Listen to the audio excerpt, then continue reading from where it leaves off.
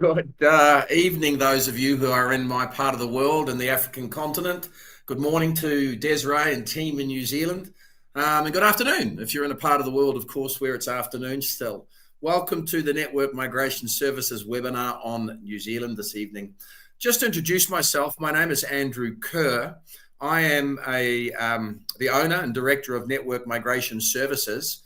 And I'm also a licensed immigration advisor. As you can see from the first slide, IAA registered, that's my licensing number for New Zealand, and I'm also licensed for Australia. We're not going to be talking about Australia tonight. The Australian webinar is next Wednesday night, I believe. But I'd just like to welcome, and I'm smiling because I'm seeing everybody greet us. So hi to everybody. I'm sitting in my office at 8 o'clock at night. Desiree sitting in New Zealand, in Auckland, at 6 o'clock in the morning. Desiree Lindeque is our operations manager for the entire world and also a provisionally licensed advisor and runs our New Zealand operation, and in fact pretty much runs us all. So welcome, Desiree. Lovely to have you on board. I know it's early over there, so thank you as always for joining us this evening. Thank you to Ruan. Ruan is our marketing manager. He puts these things together for us. Believe it or not, we got over 260 people booked for tonight and listening to us tonight. So I hope that you get value for your free webinar. And if you want to have a consult with me in the future, they're also free. And we'll talk about that in a minute. Just a little bit of history on myself. I'm a Kiwi. I'm a New Zealander. I lived in New Zealand for 20 odd years. And then like a lot of young New Zealanders did 30, 40 years ago, I moved to Australia. I loved Australia. I lived there for 10 years. And then I had an opportunity to come to South Africa in 1990, which I did. It was a 2-year contract. At the end of the contract, I joined Network Migration in 1993. And in 1996, I bought the business. I'm very proud to say that over the last 30 odd years, we've immigrated. I actually don't know the exact numbers, but it's well over 16, 17,000 families, mostly from the African continent. But in the last 5 or 6 years with technology, of course, we immigrate people from all over the world to New Zealand and Australia.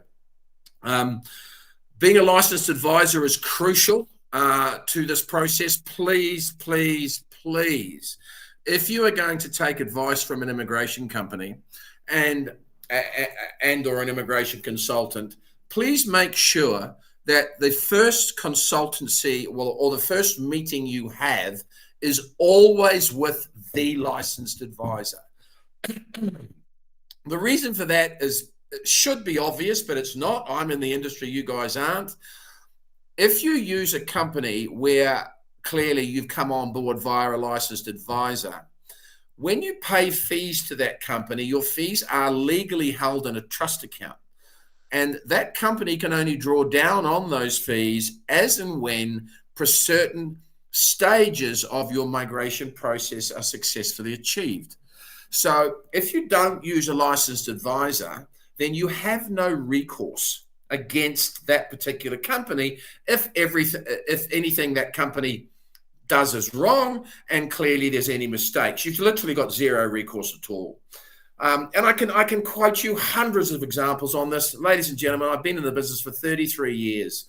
And I'm going to state this openly, and I don't normally do this because I don't like to think that I'm obnoxious. And those of you who know me, and some of the people that have logged on tonight are actually clients, and some of you have actually already had consultations, but most of you probably haven't, is I am fully aware that being in the business for 30 years, and especially when it comes to Australia and New Zealand, and especially New Zealand, because that's what we're talking about tonight, we are the only company out there that has a full relocation service. And by that, I mean full relocation. In other words, getting into New Zealand is you need a job. And I'm going to be talking about that heavily tonight. And we have our own recruitment company, one in New Zealand. We have our own HR managers. Liz Fullewen runs our HR, runs our recruitment side. She's also becoming a licensed advisor at the moment.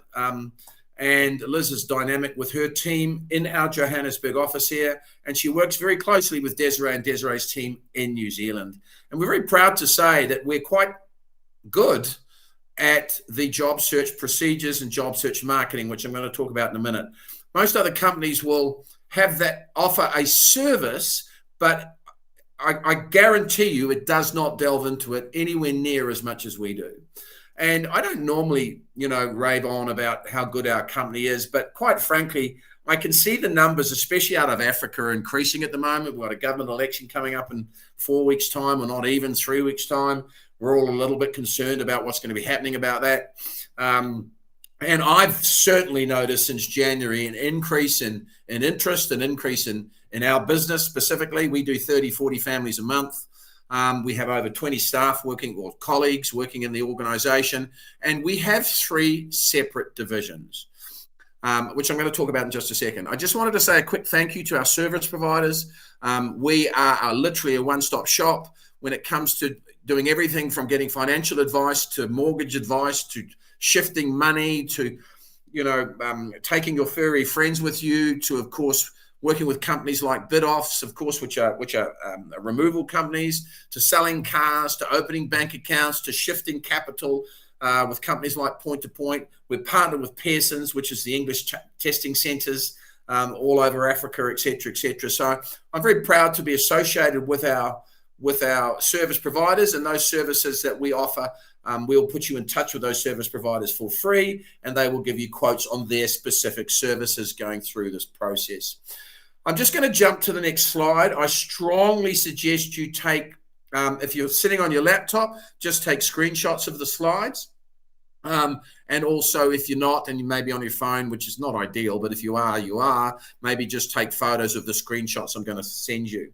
In the chat room here, just before I go to the next slide, Desiree Lindeque clearly is in New Zealand. She's up, she's well, she's dynamic. She's going to be answering your questions, because clearly I don't want to be looking at the questions and then coming back, and of course I'm just going to lose my train of thought. So if you have any questions, please type them into the chat room.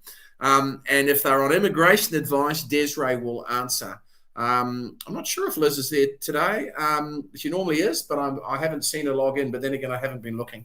Liz, if you are there, you might want to say hi. But if you're not, it's no big deal at all, clearly. Right. So I just want to say a big, huge thank you to our service providers who offer those sorts of services to our clients. All right. About Network. Network's been around since 1989. I told you I joined the company in 1990, 1993, and bought the company in 1996. And we're very proud to have over a 99% success rate. And I'm not exaggerating those figures. We literally have over a 99% success rate if you work with us and you follow the procedures as we will outline them to you. Okay. I'm not going to be taking too much time going through points and all this type of stuff. I'm going to show you screenshots. I'm going to be talking through the screenshots, so that hopefully that'll help you. But if you do want to have a consultation, or to have an assessment, Rowan already put my email address in there. All our email addresses are our first names at networkmigration.com. So Andrew at networkmigration.com, Desiree at networkmigration.com, Rose at not rocket science, at networkmigration.com. Charles, yeah, Desiree will answer that. When you say, you've got to be careful of the word sponsorship, Charles, and I'm going to touch on that in a minute. All right. Sponsorship tends to mean you want somebody to pay for this process. And frankly, we just don't have the time to look for people that are going to be offering you money to pay for this process. Thanks, Desiree. Sometimes it happens, and it does. I mean, if you're a science teacher, Charles, you're probably well aware that you're in big demand anyway.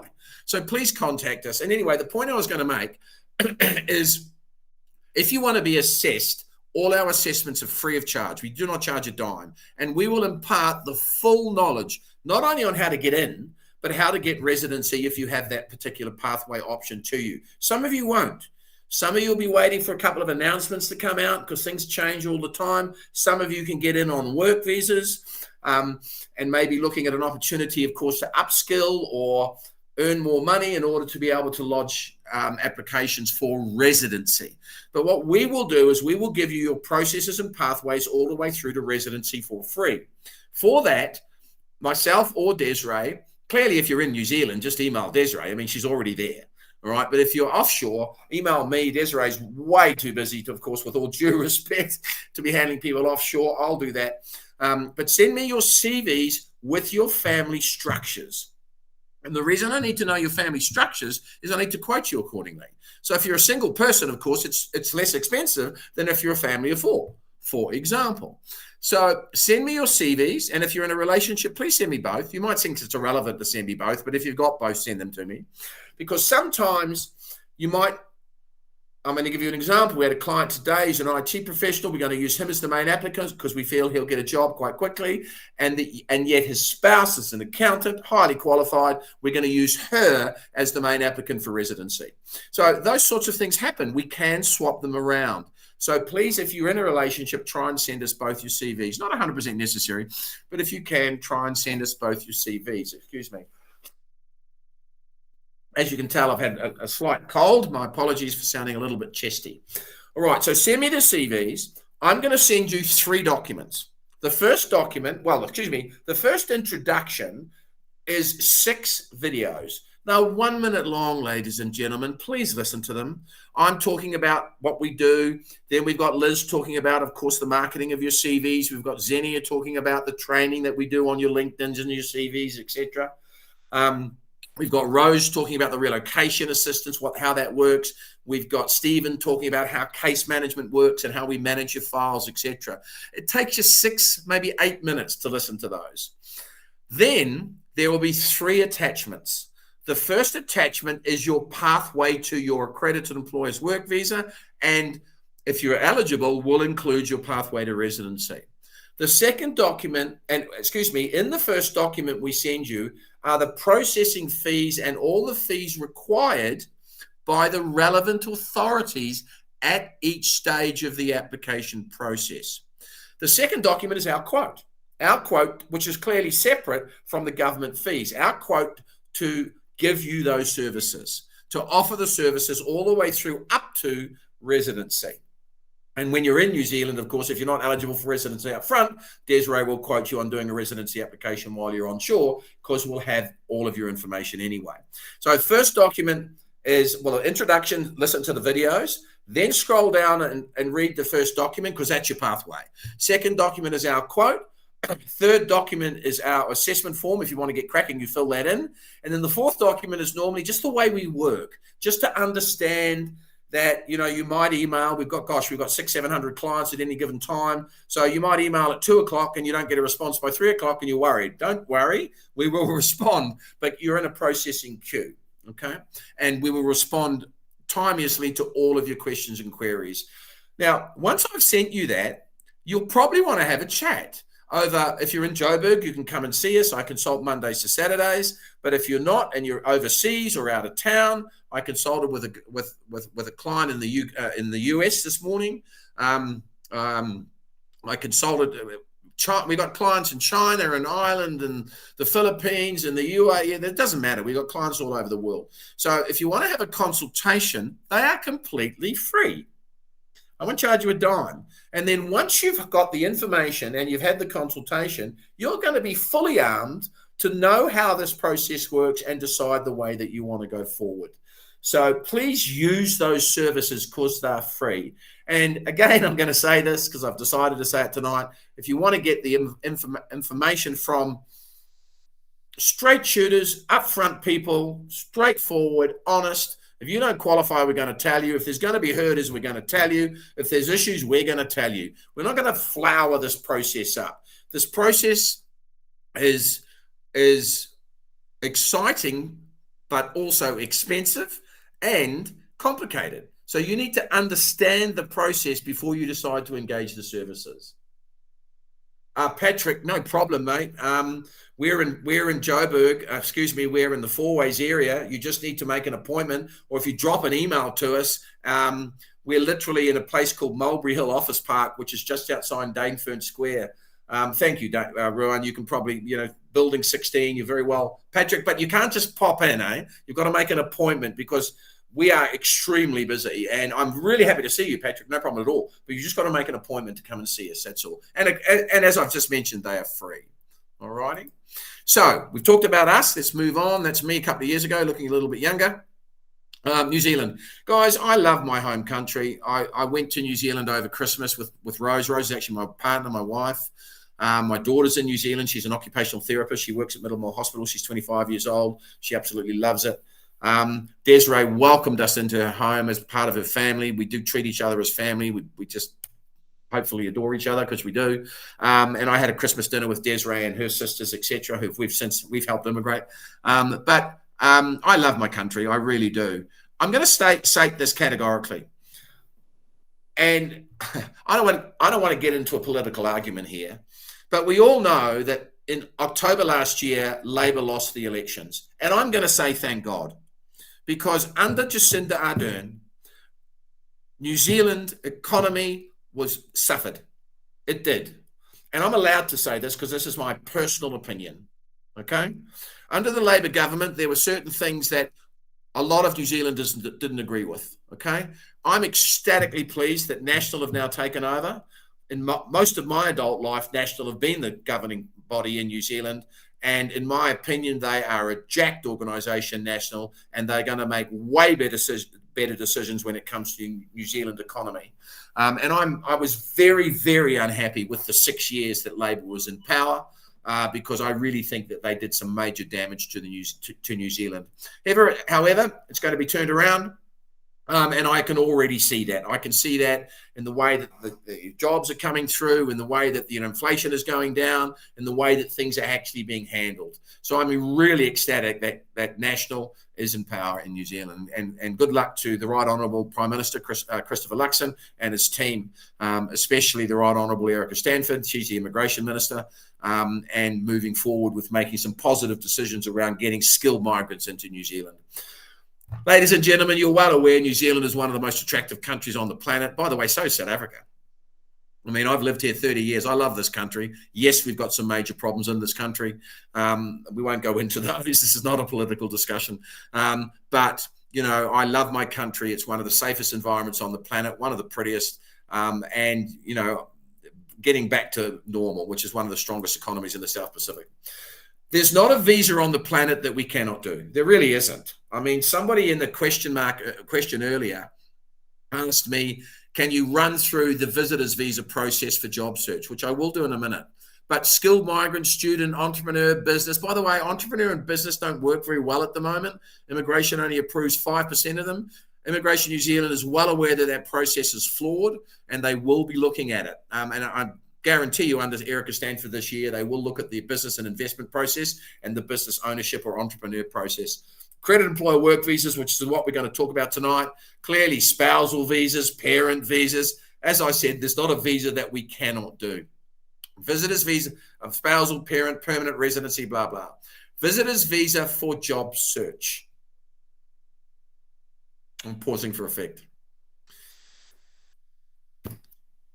New Zealand immigration has designated that some countries are high risk. I'm not going to go through them. Use your common sense. You'll probably know which countries they are. Most of them are on the African continent. When I say high risk, what New Zealand doesn't want is you getting a visitor's visa to come to New Zealand to look for work, and then landing, not looking for work, and trying to claim asylum. So if they believe that that's something that is potentially on the cards with you, they'll just decline your visa. It's as simple as that. Do you know why? If you land in New Zealand and you claim asylum, they don't want you there, or if they don't want you there, to get you out of the country eventually could take up to 5 years and cost immigration close to $100,000. So if they feel that you are a risk, they're just not going to let you in.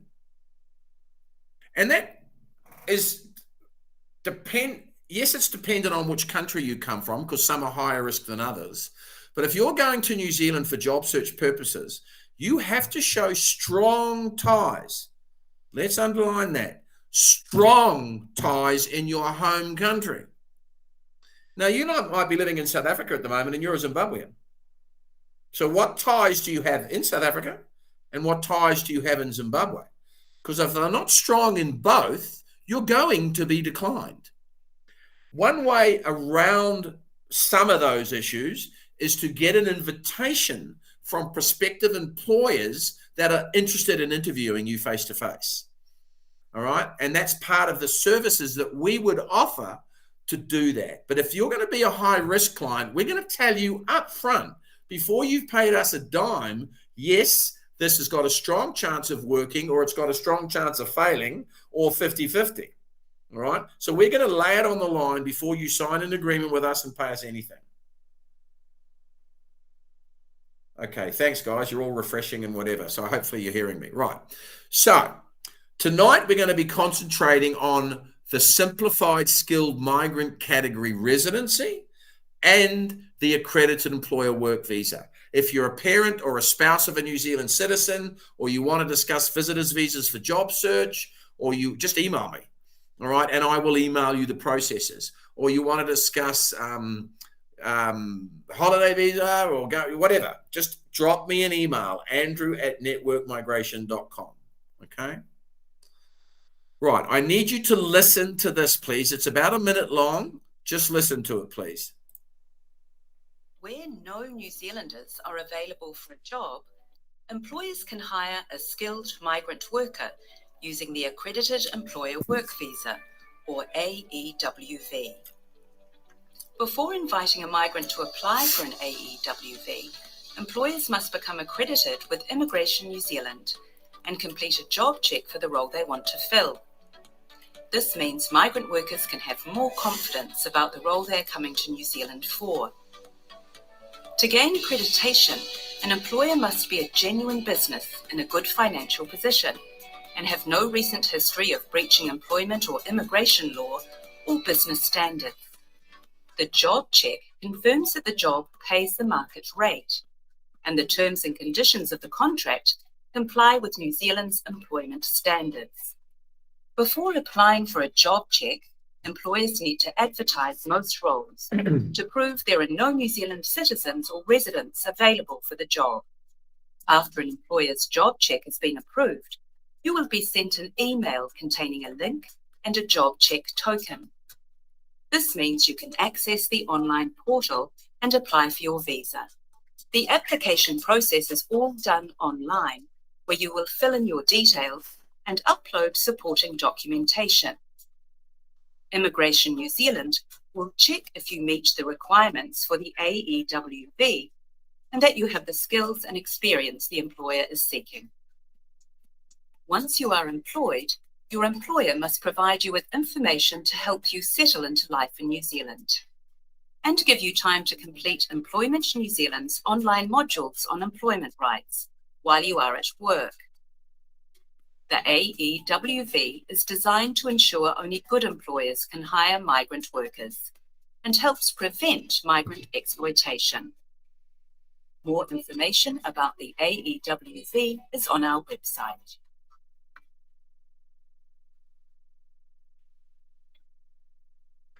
Okay, so you've listened to that. Take a screenshot of that while I'm talking. I'm smiling because one of the big problems New Zealand had under Labor since COVID and during COVID was they let in a lot of non-skilled workers, short-term workers, fruit pickers and whatever, which of course we need. But for future and ongoing, that's not really what New Zealand's looking for. And it created a problem. I mean, well over 40% of the visas that were issued in the past 3 years were for lower skilled workers. That's not the way that this accredited employer work visa is designed. Those seasonal workers will be brought in anyway from certain countries. So it created a bit of a problem, and it's created a problem for Erica Stanford, and she's getting blamed for it, and it's not her fault. It's the previous government's fault.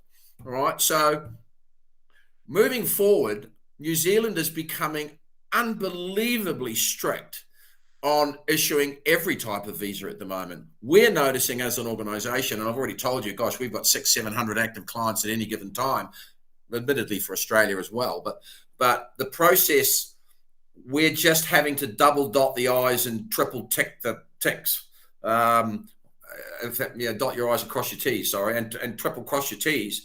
We're literally scrutinising applications a lot more, and it's been a requirement for immigration. They've changed the specs. Literally in the last 6 weeks, they've changed the specs about what you can do in order to be approved on an application. One of the big advantages, thank you, Des. One of the big advantages, of course, is you are in a situation where you're going to a country where unemployment is under 4%. New Zealand needs skills. It's as simple as that. It needs skills. And that's why for the 30 odd years I've been in this industry, New Zealand has always based its initial assessment and process about issuing a visa to a family on the main applicant obtaining a skilled offer of employment. All right. And that's why we decided in the last 6 or 7 years to really focus our effort on helping people find jobs, on really getting heavily into that, not just sending them a few links and saying, when you get a job, come back to us, which is what a lot of companies do. All right. They'll tell you they're going to job search with you, but then, of course, excuse me, just send you links. You can find the links yourself. It's not rocket science. What we do is our job search division, which is run by Liz. We do the CVs, we do the LinkedIns, which are very important, but then we get involved with you and where you should be sending the CVs. We'll even send a few out with you and for you. So we get heavily involved in the job search process with you. And as I said, we're quite successful at it. So it's really quite important that if you're going to work with us, you also do the work. We've got a couple of clients, as you do with any type of business, guys, which, with respect, I'm going to be very blunt, are lazy. They expect to sit at home and then, where's my job offer? It doesn't work that way. You've got to put in as much effort as we do on helping you find a job. The beauty with trying to find a job in New Zealand, especially if you're in Africa, is when it's our daytime, it's our nighttime, it's their daytime. So you can do a lot of this type of work at night, a lot of the following through on your LinkedIns and whatever. And if you're not prepared to do that, don't start the process.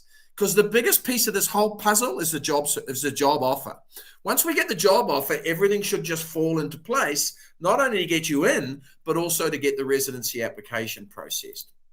So, again, take a screenshot of that. I'm certainly not going to read it to you. This is all about the changes that happened recently, last month. Reasonable steps to ensure an applicants are qualified and skills. And it's the employer's responsibility to do that. This was very vague prior to last month. Now, this is what we're noticing. Job checks, etc., are they're vetted a lot more than they were. And of course, your ability to be able to do the job is vetted a lot more than it was. Employer obligations, again, hopefully you've taken a screenshot of that. I'm not going to read it to you. I'll do it in a one-on-one consultation with you and give you all that information for free. So employer obligations have become harder. Job checks, substantial match. Genuine attempt to recruit, especially on ANZSCO skill levels 4 and 5, of course, which are the lowest skill levels. Genuine attempt to recruit locals before they can offer offshore. Balance of the 5-year accredited employer work visas, work to residence tier 2. So all of this information, by the way, I don't know if whether Ruan's explained this to you, you're all going to receive this webinar tomorrow. Everyone's going to be emailed it, even those of you who haven't been able to attend tonight. I was going to say because of load shedding. When's the last time we load shedded, guys? In Africa, South Africa. To me, 6-8 weeks. Wonder why. I wonder why we're not load shedding. And I'm being cynical at the moment. I don't mean to be cynical. It's because the elections are coming up. Wonder what happens to our stage 2, 4, 6, 8 or stage 16 we're all hearing about, because Eskom's spending billions on diesel at the moment to keep the lights on prior to the elections so people don't get upset. Okay? After the elections, wait and see what happens. Okay, let's get down to some nitty-gritty. Most of you that are going over on a skilled application will be going over on an ANZSCO skill level 1 to 3. ANZSCO stands for the Australia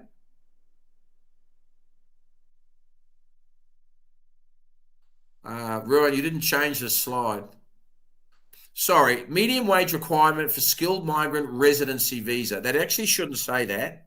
It should say medium wage requirements for accredited employer work visa. Okay? Because when you're applying for the residency visa, you need to be earning $31.61 an hour. My apologies about that. I actually thought we'd change that today, Ruan, with Liz. I know I changed it, but maybe we didn't change it on this slide. Just the title should be changed. So it should say medium wage requirement for accredited employer work visa. And if you're on an ANZSCO, which stands for Australian New Zealand Standard Classification of Your Occupation, you need to be offered $29.66 an hour as a minimum wage in order to be granted the visa. Okay? Okay, sorry, I was reading questions, which I shouldn't be. If you're in a lower skilled, I had a waiter today contact me from. He's just landed back. He's been a waiter at the Hilton Hotel right throughout Asia and also right throughout the UK. It's not the UK, sorry, the USA. If he gets a waiting job in New Zealand, believe it or not, he'll actually get in. All right, but it'll be a lower skilled application. He'd get in for 2 years and then he'd have to leave the country unless he's earning $44, $49 an hour, which is $92,000 a year. And with respect, waiters aren't going to earn $92,000 a year. He'll probably earn 60, maybe even 70. With his tips, he probably earns 90. But of course, you can't count the tips, although they don't tip in New Zealand very much because, of course, the waiters get paid pretty well. So if you're on a 4 or 5, you have to earn $44, $49 an hour in order to 30858. Oh yeah, okay. Yeah, well, actually, yeah. Sorry, she mentioned it to me. Don't worry, Ryan. We'll change it in the morning. But anyway, it should be minimum wage for accredited employer work visa, and then you get bonus points for high income. So take a screenshot of that. I'll be talking to you about this, guys, ladies and gentlemen, as and when you contact me. Right, you get the job offer. You've been offered a 5-year work visa if you're not on Green List Tier 1 or Green List Tier 2. Well, actually, that's not true, okay? If you get a job offer, you have an opportunity to get a 5-year work visa, as long as it meets the requirements of the salary and the job check and blah, blah, blah, okay? Your residency pathway, remember you got a 5-year work visa. If you are on Green List Tier 1, which is here, you can lodge residency straight away. You don't have to do a work visa. But your qualifications, the job offer, the job check, and that's about it. Your qualification, you've got to meet the requirements. So you might be a chemical engineer under engineering, but you've got a diploma. That doesn't meet the requirements. You need a degree, for example. So we will tell you this up front. The client that I had today, lovely, absolutely lovely couple. They're Zimbabweans, highly qualified. He is actually an engineer. He's been offered a job at a big company in New Zealand. He hasn't even gone there. He's been offered the job there, fantastic salary, and he has a choice. It's their call. They can lodge Green List Tier 1, which is residency straight away, which means they need to sit the English test now, and we don't need a skills assessment because it's Green List Tier 1 and the salary is so high. So he's got a choice. We can either do his 5-year work visa, or we can do a straight to residency application. Straight to residency is more expensive because you're paying for residency up front. But mine and Chandra, one of our senior managers, file managers today, our suggestion to him was go straight to residency because it's cheaper in the long run. He'll actually save 25,000 Rand if he goes straight to residency in the long run. So that's what we think they're going to do. They're just going to discuss it with the company that's hiring them next week. So if you're on this list, you can lodge your residency application straight away. You don't have to, but you can. This is also, these green lists, these occupations were added to the green list over the last year. And as you can see, most of them are health related, from physiotherapists to dental specialists. So most of them are health related here, okay? On green list, you don't have to be on Green List Tier 1 to be able to get residency in New Zealand, okay? A lot of people think, I'm not on the green list, I don't qualify. That's not the case, okay? Because you could also qualify on Green List Tier 2. This is the old work to residence visa. So as you can see down here on the bottom left of the screen, remember, you're granted a 5-year work visa, and after 2 years of meeting the working in New Zealand requirements as one of these occupations, you can lodge residency while you're in New Zealand. Simple. Okay, which clearly what we would do is get you in on the Green List Tier 2 occupation, help you find a job, get you in, and then 2 years later, you can either do the residency. Well, frankly, you should do it through us because Desiree would be in New Zealand with her team. We've got all your file information anyway, and we would just charge you a nominal fee to do the residency for your family. Okay, so if you're on this list, or the one coming here, the one back here, you can lodge, I'm going the wrong way. Why am I going the wrong way? There we are, Green List Tier 2. You can lodge residency after 2 years. Right. Teachers have been added to a straight, as I've made the first, secondary school teachers, as long as you meet the requirements, qualifications, etc., have been added to the straight to residency green list tier 1 application. They've got their own pathway. Okay? Keep that in mind. Teachers are in big demand, by the way, pretty much all over the world, by the way. Roles exempt from the medium wage. I talked about our waiter earlier. He's got extremely, he's worked at the Hilton. He's worked at the Four Seasons. He's worked at for 6 years. He worked in South Africa. I think he'll get a job easily. He could fly to New Zealand, get a job and stay, for example, which you're allowed to do as long as we can get him a visitor's visa. He is South African, and he has traveled a lot and never been in breach of a visa. So we should be able to get him a visa. But I also think we might be able to get him invites from a couple of companies that are, I said to him today, why don't we contact the Hilton Hotels in New Zealand? Anyway, so if you're on this list, you're given and you get the wage that's shown on this slide, then you'll get a 2-year visa with a 12-month stand down. So you go in, work for 2 years, and then you've got to leave the country for 12 months. But in that 2 years, hopefully you'd get either an increase, which would allow you to get residency, or maybe study, in order to allow you to get residency. Hopefully, if you want to stay there, you wouldn't have to if you pre-planned those 2 years. You were going to make sure that at the end of the 2 years, you were eligible to apply for residency. Simplified skilled migrant category came into effect last year, effective the 9th of October. And these are the ways that you're going to get in if you're not on Green List Tier 1 and Green List Tier 2. Remember, if you're on Green List Tier 1, Green List Tier 2, you've got your own pathway to residency. Okay. These are the salary increases as they've happened over the years, back from 2018. And Erica Stanford, in her wisdom, it was going to go to 3161 as of February this year. She canned it. You need that for residency, but you only need 2966 to be, if you're on ANZCO 1 to 3, to be able to lodge a 5-year work visa, accredited employer work visa. Okay. Right. So you're not on Green List Tier 1. You're not on Green List Tier 2. You're not going in on a short-term visa, technically lower skilled occupation to work for 2 years. You want residency. You need 6 points. 5 and 1, 6. If you're earning the minimum wage, remember, is $29.66 an hour, based on a 40-hour week, based on 52 weeks a year. That's the way they calculate the wages. All right. So if you're earning 3 times the minimum wage, you get 6 points straight away, which means you get the job offer, you can lodge residency straight away. 2 times is 4 points, and 1.5 times is 3 points. If you have a qualification, doctorate, 6 points, master's, 5, bachelor's or honors, honors, 4, and straight bachelor's is 3. So let's say you're a marketing specialist. You've got a BCom marketing degree. You get a 5-year work visa. You go to New Zealand for the first 3 years. After 3 years, you get 3 points for your qualification and 3 points for the work.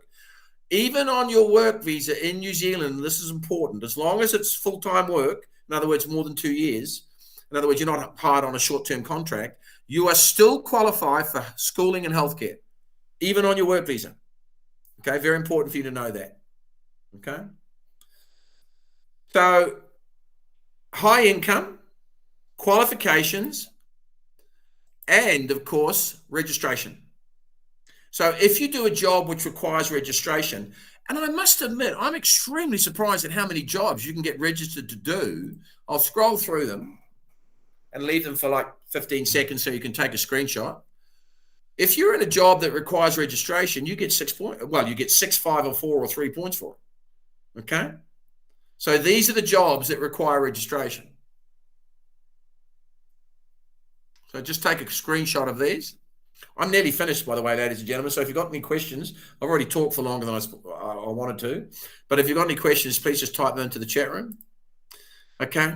Chiropractors, registered nurses, practices, blah, blah, blah, blah. Okay? We do a lot of nurses, for example, but some of them got to fly there to do conversions, some don't. We'll tell you that as and when we assess you. So paramedics, again, most of it's to do with healthcare in these first few slides. Health and social services, again, registered teachers. Are you registered with the New Zealand Teaching Council? Blah, blah, blah. Okay, social workers, psychotherapists, etc. Vets. Vets are in big demand, by the way. If you're a vet, please send me your CV. There we are. Electricians, cable jointers, licensed cadastral surveyors. These are all ways to get points in New Zealand. So you might go into New Zealand and you get a job offer, you get the 5-year visa, but you haven't got any qualifications. So you might say, well, listen, I'll do a trade course, or I'll become a social worker, or I'll become an architect, whatever. You can study offshore or onshore. If you're studying onshore while you're on your work visa at tertiary level, you will pay overseas student rates. If you're a New Zealand resident, you'll pay local rates. Okay, there you go. I mean, even an immigration advisor can claim 6 points. So they are the roles, all to do with sailing, of course, that will give you extra points for your work visa. And by the way, this slide, I should have done it today. My fault, Ruan, should be at the beginning.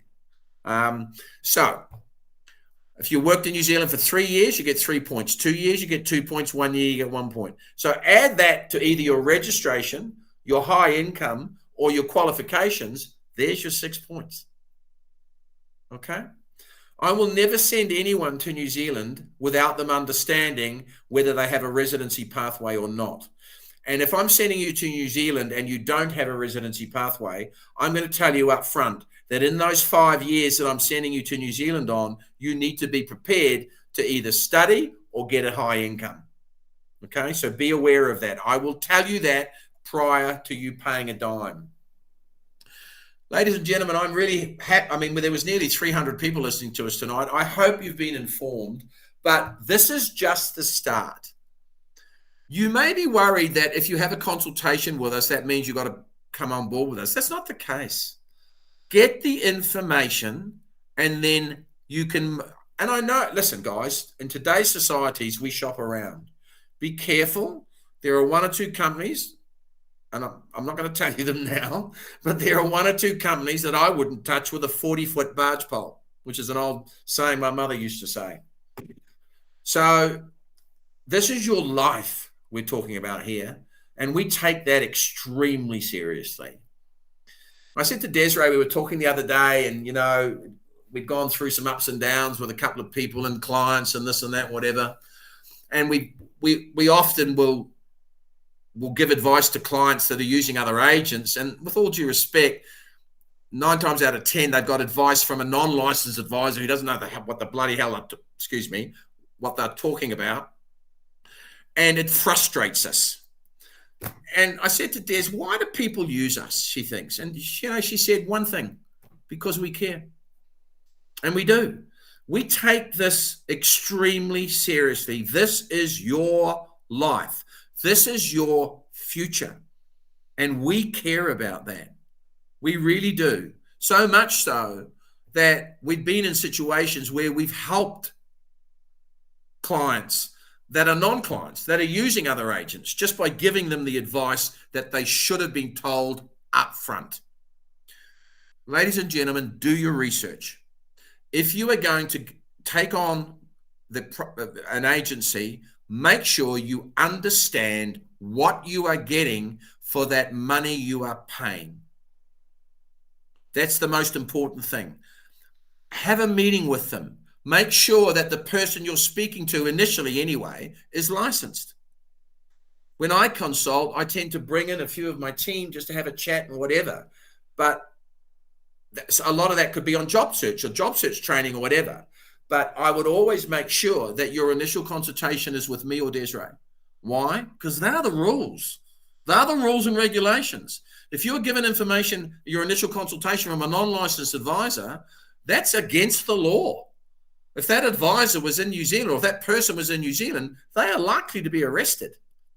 And we have to maintain our licensing every year. Why? Because it protects you. It protects the consumer.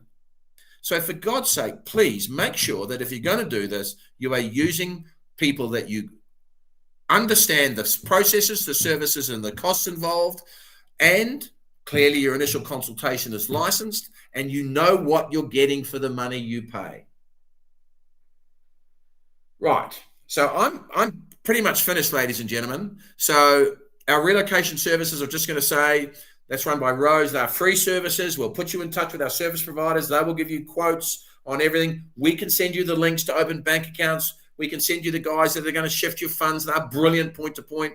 You know, that they shift the majority of our clients' monies and help them open bank and advise you on tax and pension funds and all this type of stuff.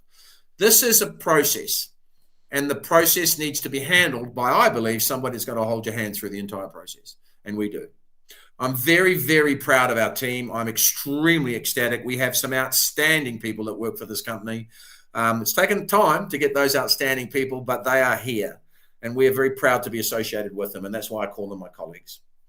So I'm going to log off now. I want to wish you all the very, very best in your migration journey. If you decide to use Network Migration Services, please understand that we'll be there with you every step of the way. If you don't, we're happy to advise you anyway.